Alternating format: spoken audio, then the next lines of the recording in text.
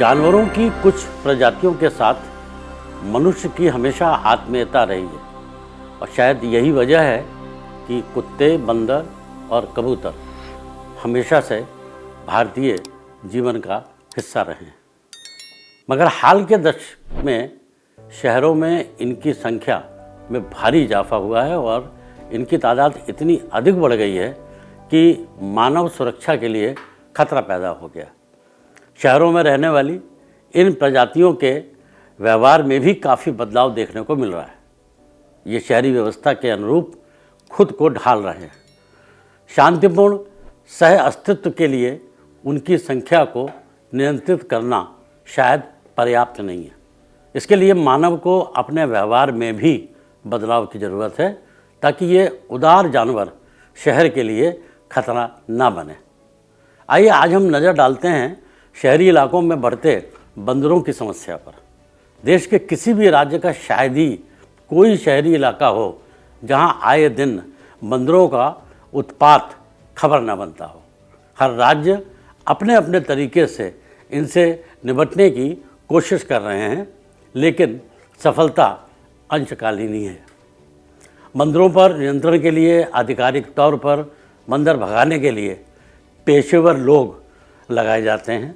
जैसे कि देश की राजधानी दिल्ली में गुल खान स्वपोषित पेशेवर बंदर भगाने वाले हैं और नई दिल्ली के ख्याति प्राप्त लोग उनके ग्राहक हैं। गुल खान कहते हैं यह हमारा पारिवारिक व्यवसाय है और उनके भाई राष्ट्रपति भवन, प्रधानमंत्री कार्यालय, नीति आयोग, केंद्रीय वित्त मंत्रालय, वाणिज्य मंत्रालय व विदेश मंत्रालय जैसे महत्वपूर्ण दफ्तरों में समय समय पर बंदर भगाने का काम कर चुके हैं। खान को इस अजीबोगरीब पेशे में आए हुए 3 दशक से अधिक वक्त बीत चुका है। पहले वे इस काम में लंबी पूंछ वाले मनुष्य जैसा दिखने वाले लंगूरों को लगाते थे। साल 2012 में जब सरकार ने लंगूरों के इस्तेमाल को पशु पर क्रूरता बता इस पर रोक लगा दी, तब उन्होंने खुद लंगूर की आवाज़ निकालना शुरू किया और इसमें विशेषज्ञ हो गए और अब वह खुद लंगूर की आवाज़ निकालकर बंदरों को डराते हैं। राजधानी दिल्ली में खान जैसे लोगों की खूब मांग है क्योंकि दिल्ली में बंदरों की संख्या में चिंताजनक रूप से बढ़ोतरी हो रही है। नतीजन बंदरों के काटने की घटनाओं में इजाफा हुआ। वे भोजन के लिए सरकारी दफ्तरों व रिहायशी इलाकों में धाबा बोलते हैं। एक अनुमान के अनुसार विगत 15 वर्षों में दिल्ली प्रशासन ने 20,000 बंदरों को सेंचुरी में स्थानांतरित कर उनके लिए भोजन का भी इंतजाम किया। चूँकि सेंचुरी में उनकी संख्या क्षमता अधिक हो गई थी तो वे वहाँ से बाहर निकलकर आने लग गए। वे अब सेंचुरी के आसपास के गांवों व हाउसिंग सोसाइटीज़ के लिए मुसीबत बन गए। जिन जगहों को पुराने बंदरों ने छोड़ दिया था वहाँ बंदरों के दूसरे गुटों ने कब्जा कर लिया और अब दोनों गुटों में टकराव जारी है। बंदरों के हमले से मारे गए या जख्मी होने के एक मुश्त आंकड़ों के अभाव में जोधपुर के प्राइमेट रिसर्च सेंटर के आंकड़े बताते हैं कि भारतीय शहरों में रोजाना 1,000 लोग बंदरों के हमले का शिकार होते हैं। हिमाचल प्रदेश में हर साल बंदर व अन्य वन्यजीवी 500 करोड़ रुपए की फसल को नुकसान पहुंचाते हैं।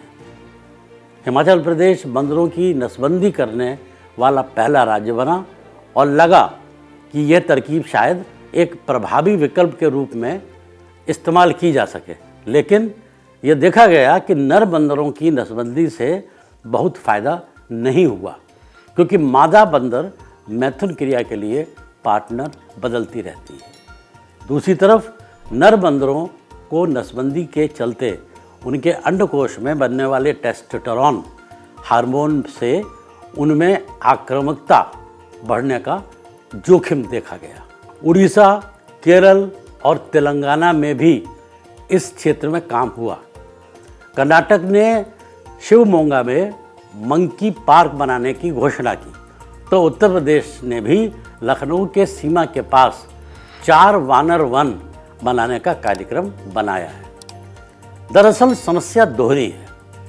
पहली समस्या तेज रफ्तार से हो रहे शहरीकरण, औद्योगिकरण और खेती के चलते उनके रिहायशी ठिकानों का खत्म होना है। एक बार बंदरों का समूह अगर लोगों के साथ रहने का आदी हो जाए तो वह अपने प्राकृतिक ठिकानों की तरफ लौटना नहीं चाहता है।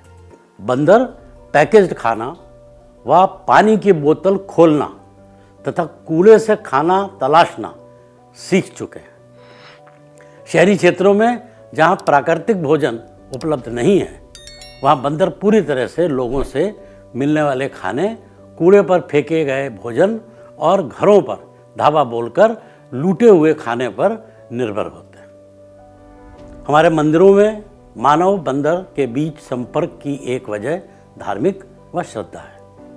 रिहायशी कॉलोनियों में पहले बंदरों का एक बहुत छोटा समूह नजर आता है और अधिकतर लोग अपना बचा हुआ खाना और फल उन्हें दे देते हैं। धीरे धीरे उनकी आबादी बढ़ती है और फिर उनकी संख्या इतनी बढ़ जाती है कि वे खाना छीनने लगते हैं या भोजन के लिए घरों में ढाबा बोलते हैं।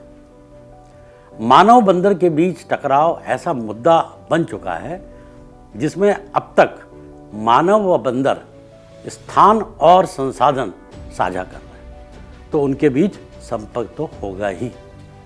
जरूरत है कि वन विभाग, नगर निगम, शिक्षा विभाग और स्वास्थ्य विभाग के साथ मिलकर ऐसे मीडिया कैंपेन पर काम किया जाए कि लोगों को बंदरों को भोजन देने के लिए हतोत्साहित किया जाए। सभी विभाग मिलकर असरदार ठोस कचरा प्रबंधन को प्रोत्साहित करें।